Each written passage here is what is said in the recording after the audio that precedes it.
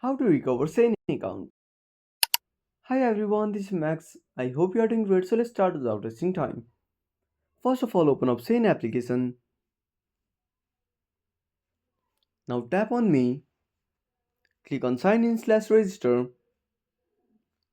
Now enter your email address and click on Continue.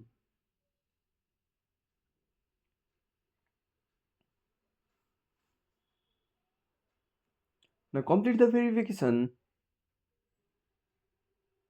Now click on Forgot your password. Now tap on Submit. You can also choose Reset via phone number. Now go back to home screen, open up Gmail application and check upon your email. Open up the mail and click on Reset password. Now reset your password from this page and proceed to login. So that's it. If you found this video helpful, smash that like button and subscribe our channel for more awesome content. Have a burning question, want to search the topic? Drop down a comment below. This is Max signing off until next time.